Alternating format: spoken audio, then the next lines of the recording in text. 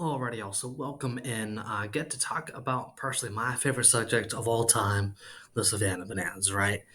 A team that started off in the Carolina League, right? The Coastal Carolina League as a collegiate team and really has transformed into a world renowned organization. And so it all started off with their owner, Jesse Cole, all right? What started off as a really, really simple organization. He's like, you know what? No, it can be much better than we are right now. We can be much larger than we are right now instead of just a tiny little team in the middle of nowhere, North Carolina.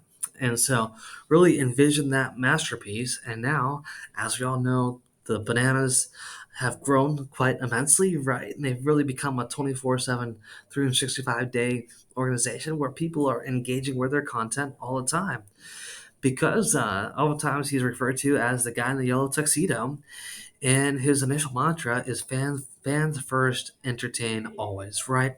Really putting the fans initially in front before anything else because they're the ones that matter. They're the ones that are getting the value out of that experience. And so, speaking of the experience, right? Jesse Cole, every time he went to a Major League Baseball game, every time he went to really a baseball game for that matter, he heard pretty much everybody say, "Oh my goodness, this game, baseball, is such a slow game. Oh my goodness. I can't believe I just went to like a Red Sox game and it took 4.5 hours in the heat of July, in the middle of the sun with no shade, no air conditioning. Why in the world did I do that, right? Why did I waste that time?" And so he figures out, no. He's like, okay, how can I make it really, really quick and really, really, really engaging so that way everybody has fun all the way around? So he came up with some new rules. He literally reinvented the game and the way people think about the big game of baseball initially, right? So, first rule, you win the inning, you get the point, right? Every inning is worth 1 point. The team that gets the most runs in the inning gets that point and they win it. Except for the last inning where every single point does in fact count.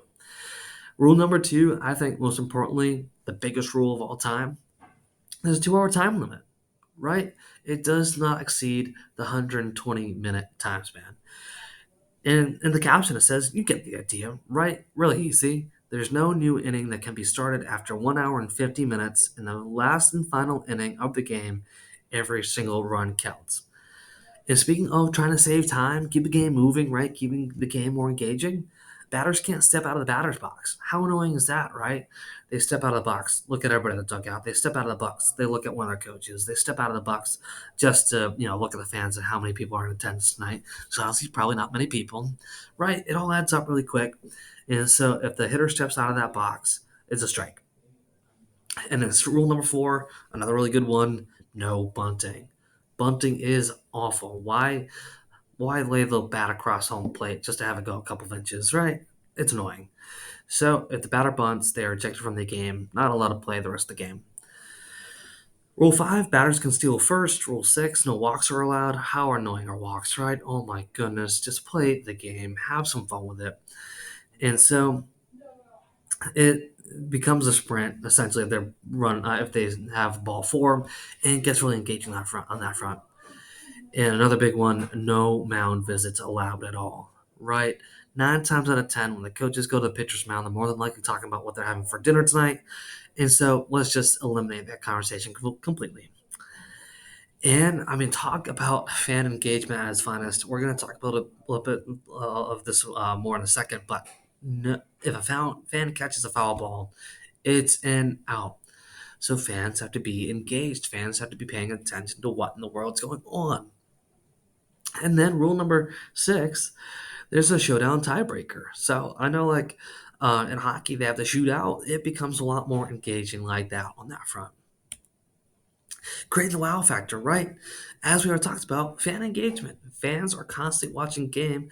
If they catch the ball, then the batter is out, right? So they have to pay attention um, of whether their team's up at bat or if the opposing team's up at bat. Wow, I just saved the game because I caught an out. Wow.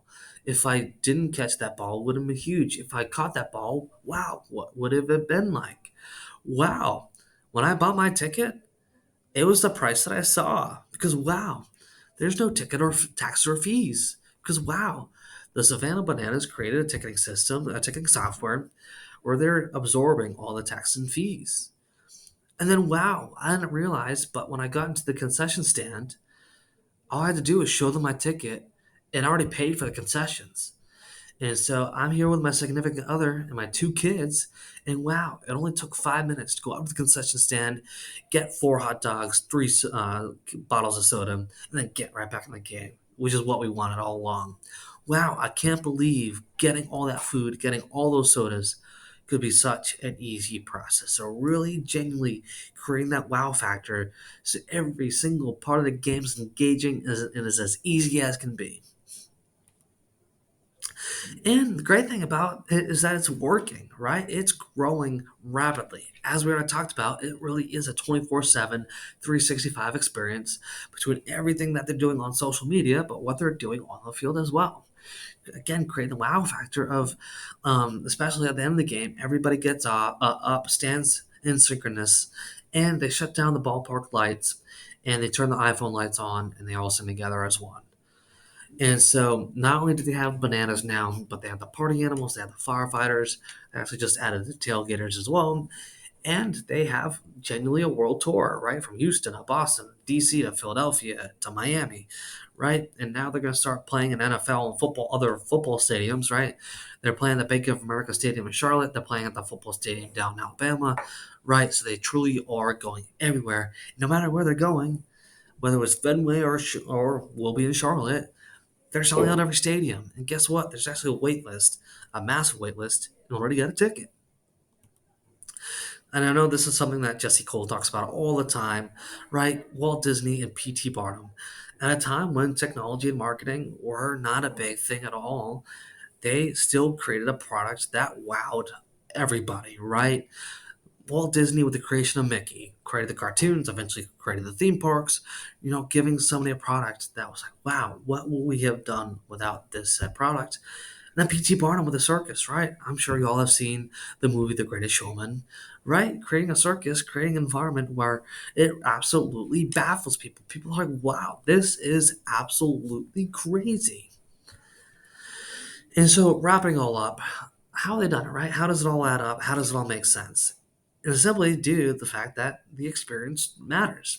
No detail is too simple. People are looking out for that every single detail, right? And then the biggest thing too, on top of that, is fans will more than likely not remember the score at the end of the game once they go home, but they'll remember how they felt during that experience, right? And the biggest quote that goes along with this, right? You'll forget what people tell you, but you'll never forget how that person made you feel. The same thing applies to this.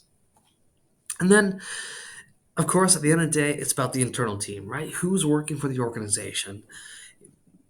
The Bananas have created an internal environment, an internal team that's truly passionate about what they're doing, their work, and that reflects on the fans. So it really is a complete 360-degree experience. And this is going to be a continued conversation because the Savannah Bananas, they've done everything right. I mean, they always talk about how many times they failed. And we'll talk about the next two. We'll talk about the times where things have may not gone so well, but they learned from it and then they made it work no matter what. And so, without further ado, let's just absolutely go bananas.